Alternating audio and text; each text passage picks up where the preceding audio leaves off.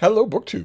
I've got another box of books to open and go through with you today, which raises the question of just how many books a single BookTube channel can show you in one day. Just how many books is that? I don't know. This is pretty heavy. So let's see what's in here and see what we've got. Good Lord. How many books in one day? Oh, okay. All right. The first one is a winner. Oh, good Lord. Somebody reinforced this, but it wasn't me. They did it exactly as I do, but it wasn't me. Was it? Wouldn't that be amazing if this were me? No, this wasn't me. Huh. That's odd.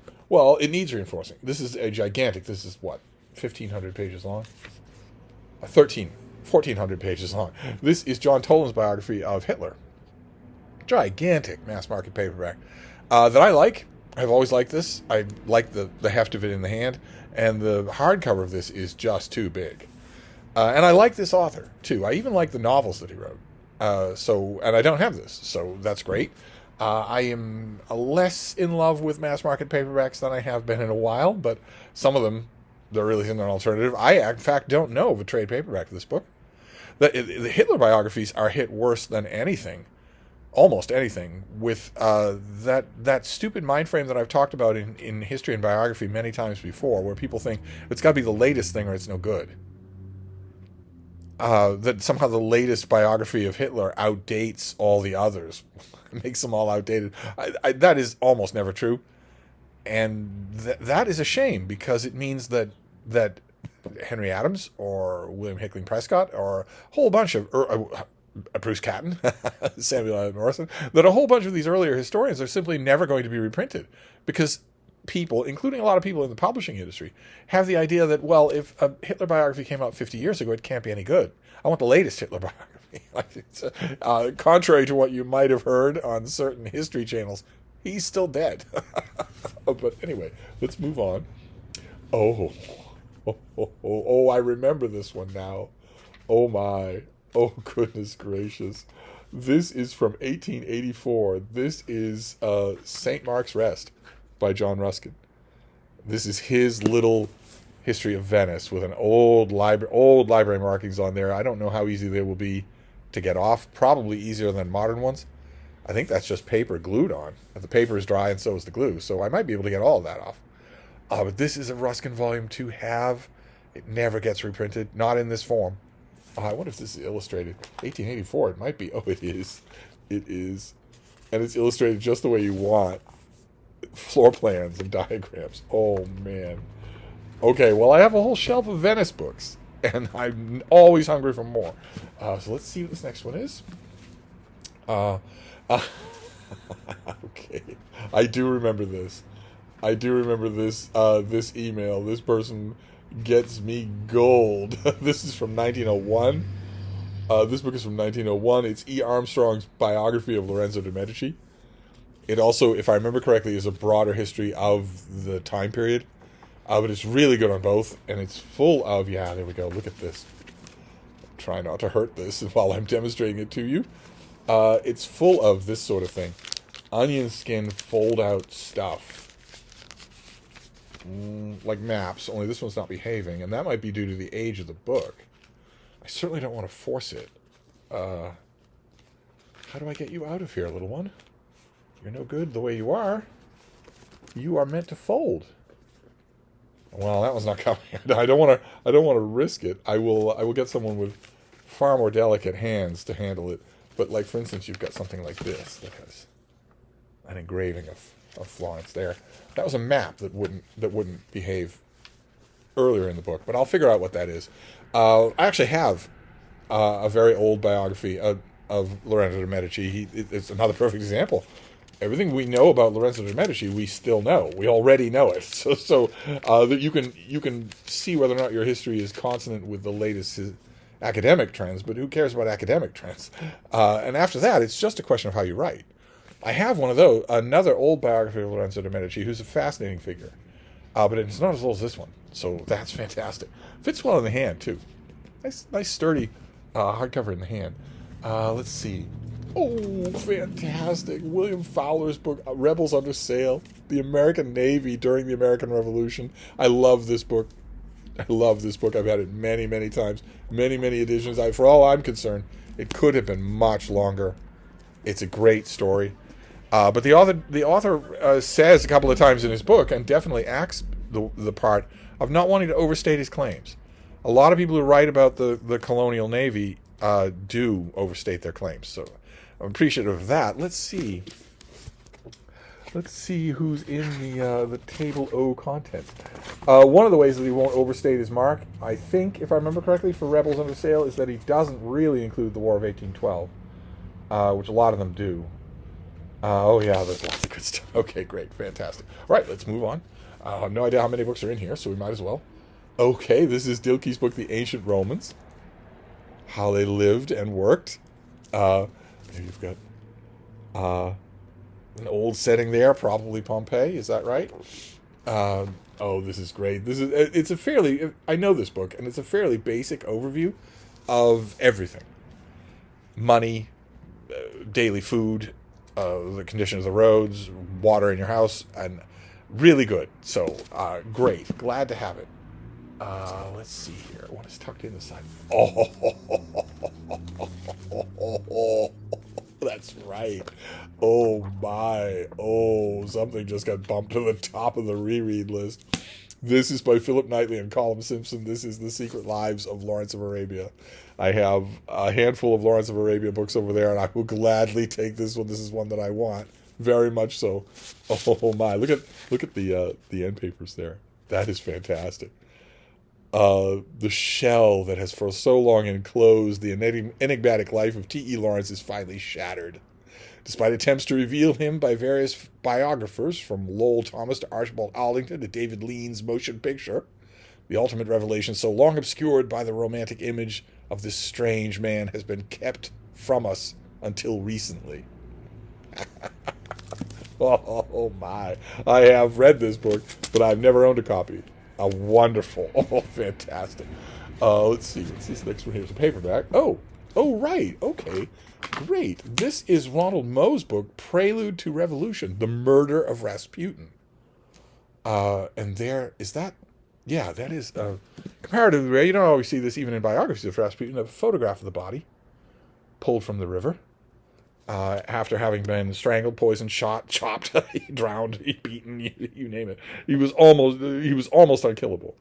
And the people always say that they attribute supernatural powers to Rasputin. He is the villain in Hellboy, for instance, and Kingsman, where he has a wonderful dance scene that I will, of course, append down below.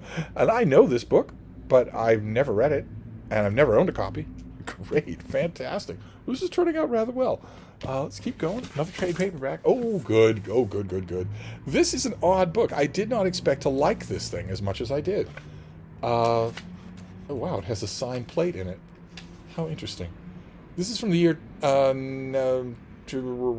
The paperback came out in 2000, I think. This is All the Best George Bush. It's George H.W. Bush. It's a collection of his letters. Official letters that he dashed off in the Oval Office, personal correspondence, and it's really, really good. It really is touching and identifiable, even though this is one of the least identifiable figures who's ever entered the Oval Office. And you know, I wrote lots of editorials about this guy, against this guy. There was nothing to say in favor of him except his character, his personal character. And I know that he was guilty of a lot of evil. Not as much as his son, but a lot of evil. And yet, somehow I'm able to put that aside when I read this book. And I haven't had a copy of it in quite some time, so that's great. Let's dig in here. Oh my. John Barlow Martin, what are we going to say about you? Reputation as one of America's most distinguished journalists dates from the 1940s and early 50s, when his many articles on such subjects as prison reform, desegregation, and mental health won him 4 Benjamin Franklin Awards and 2 Sigma Delta Chi citations for best articles of the year. That's all you're going to say? You aren't going to mention? Oh, okay, yes. His presidential envoy service. John Barlow Martin wrote a biography of Adlai Stevenson. How's that for an unforgiving task? Adlai Stevenson and the World. And believe it or not, it's good. It's really, really good. One of the best political lives of the 20th century. It shouldn't be. It doesn't get Adlai Stevenson wrong. It's just he's a tough guy to get right. Those of you who were born in the 21st century, or even most of the 20th century, are really not going to be able to call him to mind with any specificity. But he's a fascinating figure, and it's been way too long since I read this book. I waited for it eagerly, as did everybody else, and read it when it first came out. And I don't think I've read it since, so that would be 50 years. So great. And it, of course, in excellent condition, so easy to take a reread. Let's see, let's keep going here. We've got all this packing material. Oh, right. Okay, great. This is a modern library giant of the USA by John Dos Passos. This is all 3 books. I believe the Modern Library Giant has the illustrations. Is that right? Do you have the illustrations? Or is it Modern Library who doesn't have them? One reprint of this book doesn't have them and one does. And they just go from house to house. This is the one that doesn't. Modern Library doesn't have the illustrations. There is a version of USA that has illustrations on almost every page.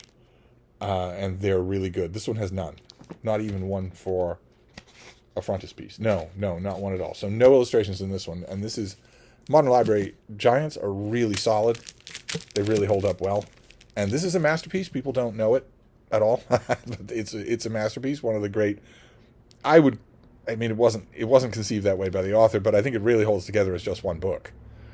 And a great book. Just weird and kaleidoscopic, but also brilliant. Great. Okay, so I have that in one volume. And then, there's one more, the last one. Here, let's get all this stuff out of here so it doesn't get in the way. This is the Penguin Historical Atlas of Ancient Rome.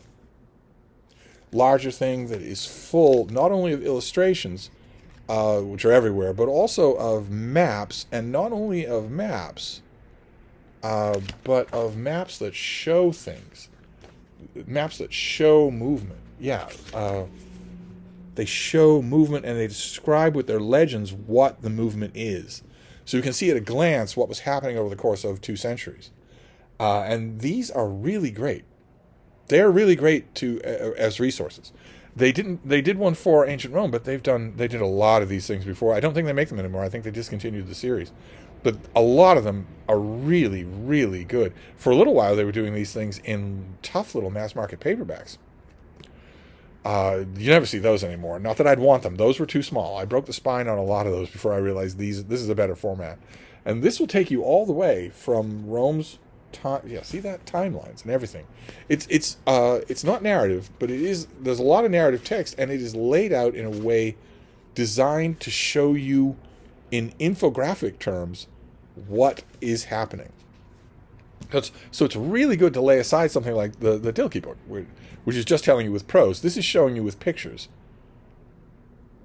how big territories were, where they were in relationship to each other, where populations were moving.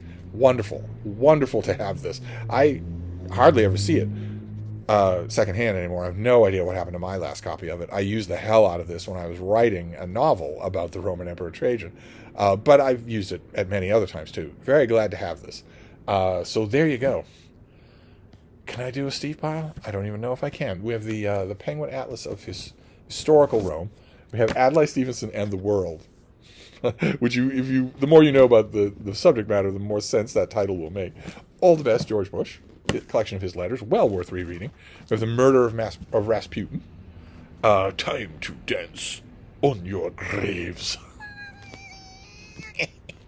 We have the USA Trilogy by John Dos Passos in a Modern Library hardcover. We have The Secret Lives of Lawrence of Arabia. Oh my, dirt, but still very entertaining dirt. The Ancient Romans, just an overview. We have Rebels Under Sail about the American Navy during the American Revolution. An old biography of Lorenzo De Medici that will be a joy to read. St. Mark's Rest by John Ruskin, the great John Ruskin. A great guidebook of his to Venice. And finally, John Toland's biography of Adolf Hitler, which if I saw this at the Brattle for $1, I would grab it in a heartbeat, even though I'm falling out of love with mass market paperbacks because a lot of them have been failing me lately. A lot of them have been.